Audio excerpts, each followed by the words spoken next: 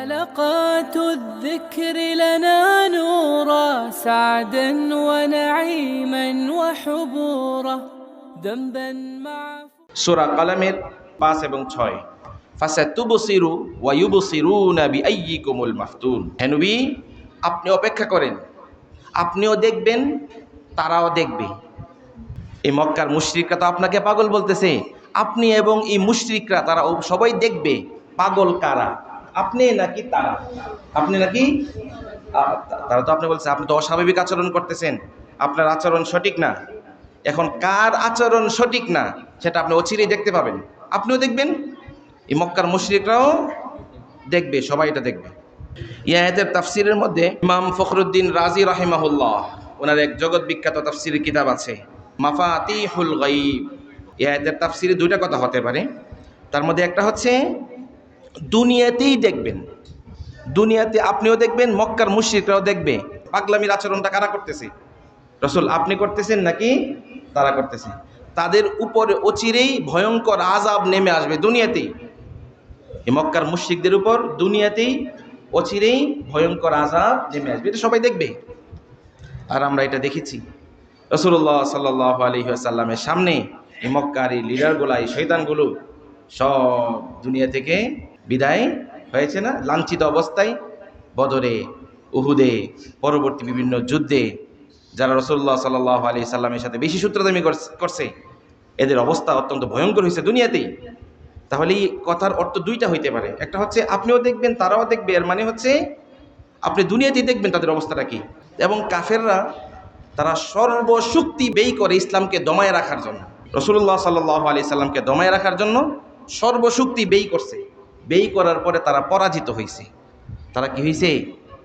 অতঃপর আল্লাহ তাআলা মক্কা থেকে, মক্কার মধ্যেই আল্লাহ তাআলা দ্বীন প্রতিষ্ঠা করে দিয়েছেন। যে মক্কা থেকে রাসূলুল্লাহকে বের করে দিয়েছে কাফেররা, এই মক্কার মধ্যেই রাসূলুল্লাহ সাল্লাল্লাহু আলাইহি সাল্লাম অষ্টম হিজরিতে ঢুকছে বিজয়ী বেশে, মক্কার শাসনকর্তা হিসাবে বিজয়ী বেশে ইসলাম প্রতিষ্ঠা করে রাসূলুল্লাহ সাল্লাল্লাহু আলাইহি সাল্লাম মক্কাতে ঢুকছে।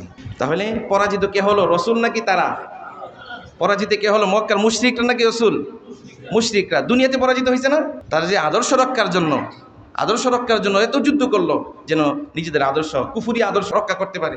আল্লাহ তাআলা কোরআনেও বলছেন সূরা সাদের 129 নম্বর আয়াতের মধ্যে, ইন্নাল্লাযীনা কাফারু ইউনফিকুনা আমওয়ালাহুম লিয়াসুদ্দু আন সাবিলিল্লাহ। কাফেররা তাদের সম্পদগুলা খরচ করতে থাকে যেন আল্লাহর পথ থেকে তোমাদেরকে বিরত রাখতে পারে, আল্লাহর পথে তোমাদেরকে আসতে দিবে না।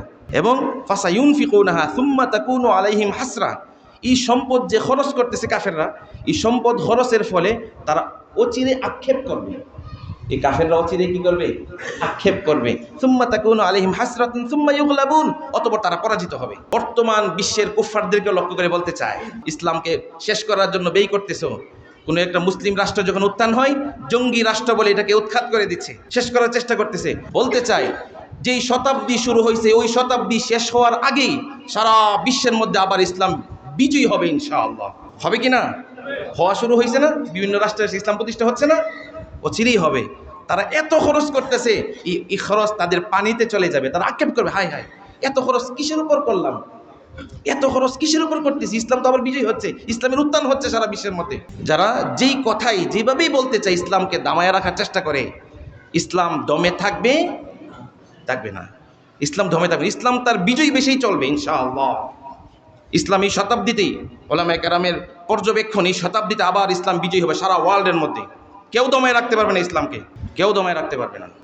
আর বিশ্ব মুরল যে মিডিয়াগুলা, সেগুলা যখন একটা রাষ্ট্রকে একটা কিছু বলে, তখন আমাদের রাষ্ট্রীয় যে মিডিয়াগুলা আছে, যারা এদেরকে পীর সাহেব মানছে, ওরা একটা রাষ্ট্র কিছু বলে দিলে তারা এটা অনুসরণ করে এটা চাপায় দেয়, অথচ বিষয়টা পুরোটা ভুয়া একটা বিষয়।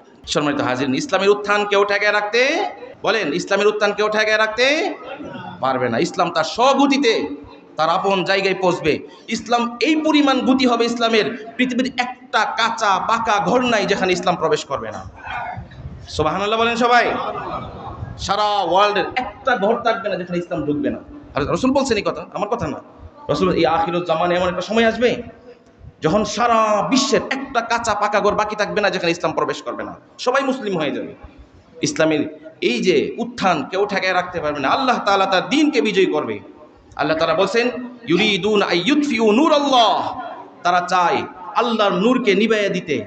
আল্লাহু ইউতিম্মু নূরি, আল্লাহ তাআলা তার নূরকে পূর্ণ করবে। ওয়ালাউ কারিহাল কাফিরুন, যদিও কাফেররা অপছন্দ করে, যদিও কাফেররা কি করে, অপছন্দ করে। আল্লাহ তাআলা তার দিন বিজয় করেই ছাড়বেন। এই জন্য যারা যে অবস্থানেই আছেন, আল্লাহর দিনের সূত্র দামি নাইবেন না ভাই, কারণ আপনাদের বস্তা পচা যে মতবাদগুলো সেগুলো ধ্বংস হয়ে যাচ্ছে, ধ্বংস হয়ে যাবে। যেটা বাকি আছে সেটা হয়ে যাবে, অচিরেই হয়ে যাবে। ইসলামই তার সর্বশক্তি নিয়ে নামবে ইনশাআল্লাহ, মহান আল্লাহ তাআলাই নামাইয়া দিবেন। কাফেররা কি চাই, সমস্ত অর্থ তারা ব্যয় করে ইসলামকে দমায় রাখার জন্য। শেষ পর্যন্ত আল্লাহ বলছেন ফাসায়ুনফিকুনাহা সুম্মা তাকুনু আলাইহিম হাসরা, সুম্মা তাকুনু আলাইহিম হাসরা। অতঃপর এই যে খরচ করতেছে, এই খরচটা তাদের আক্ষেপের কারণ হবে। ওয়াল্লাযীনা কাফারু ইলা জাহান্নামা ইউহশারুন, দুনিয়া তো তারা লাঞ্ছিত হবে। পুরা সব কাফেরদেরকে লক্ষ্য করে বলছি, তোমরা দুনিয়া তো লাঞ্ছিত হবে, আর আখিরাতে তোমাদেরকে টেনে হেসড়ে জাহান্নামের দিকে নিয়ে যাওয়া হবে।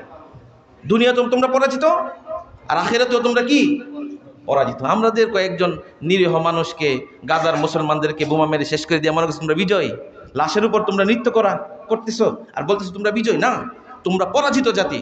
তোমাদের বীরগিরি শুধু বাচ্চাদের উপরেই খাটে, নিরীহ বাচ্চাদের উপরে, মহিলাদের উপরে তোমাদের বীরগিরি খাটে। আমাদের শ্রেষ্ঠ সন্তানদের উপর তোমাদের বীরগিরি চলে না তো। সম্মানিত হাজিরিন, তাহলে আল্লাহ তাআলা বলছেন পাগল কারা? যারা ইসলামের উপর চলে তারা কি পাগল নাকি তারা সঠিক? আর যারা ইসলাম থেকে বাইর হয়ে গেছে তারা কি? তারাই পাগল। আল্লাহ তাআলা বলছেন আপনিও দেখবেন, তারাও দেখবে পাগলকে, অচিরেই দুনিয়াতেই দেখবেন আপনারা। এটা ইমাম ফখরুদ্দিন রাজি মাফাতিহুল ইলমুল গায়বের মধ্যে আরেকটা ব্যাখ্যা করছেন যে এই আয়াতের আরেকটা অর্থ হচ্ছে কিয়ামতের দিন দেখবেন, কিয়ামতের দিন দেখবেন পাগলকে। রাসূল আপনি পাগল নাকি তারা পাগল? কিয়ামতের দিন দেখবেন। আল্লাহ তাআলা সূরা কমারের 29 নম্বর আয়াতের মধ্যে এই কথাটাই বলছেন, সায়ালামুনা গাদাম মানিল কাযযাবুল আশির, অচিরেই তারা বুঝবে মানিল কাযযাব, যারা মিথ্যাবাদী এবং কারা অহংকারী।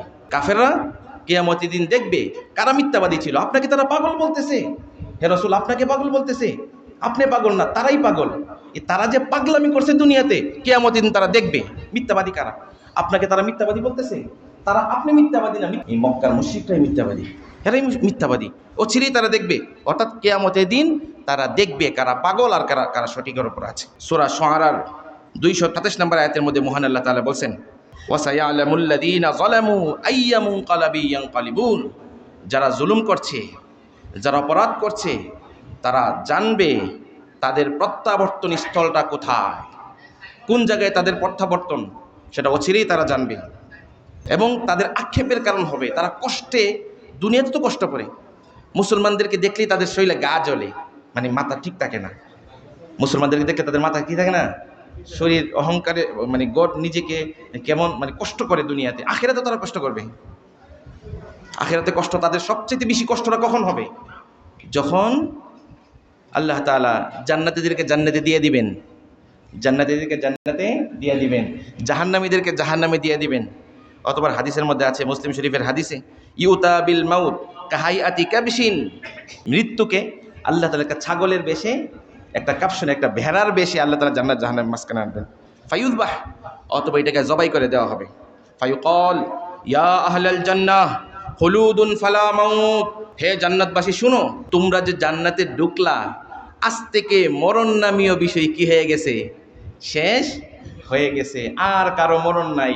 তোমরা যে জান্নাতে ঢুকছো, এটা তোমরা চিরজীবী হয়ে জান্নাতে থাকবে। সুবহানাল্লাহ। আবার জাহান্নামীদেরকে লক্ষ্য করে বলবে, জাহান্নামীরা তোমরা তো জাহান্নামে ঢুকছো, দেখতেই পারছো মরণকে কি করা হয়েছে, জবাই করা হয়েছে।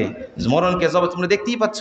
তোমরা যে জাহান্নামে ঢুকছো, তোমরা চিরজীবী হয়ে তোমরা জাহান্নামে অবস্থান করবে। তোমরা জাহান্নাম তার কখনই বের হতে পারবে না।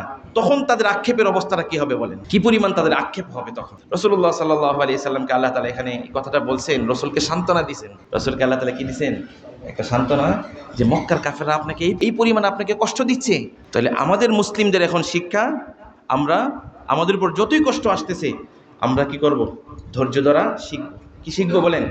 ধৈর্য ধরা শিখব। কুফফারদের পক্ষ থেকে, বিশ্ব মুরল কুফফারদের পক্ষ থেকে যা যা আসতেছে আমরা ধৈর্য শিখবো। এখান থেকে আমরা অধৈর্য হব না। মুসলিমরা অধৈর্য জাতি না, মুসলিমরা শৃঙ্খলাবদ্ধ ধৈর্যশীল এক জাতি। ধৈর্যের পরিচয় আমাদের দিতে হবে সব জায়গায়।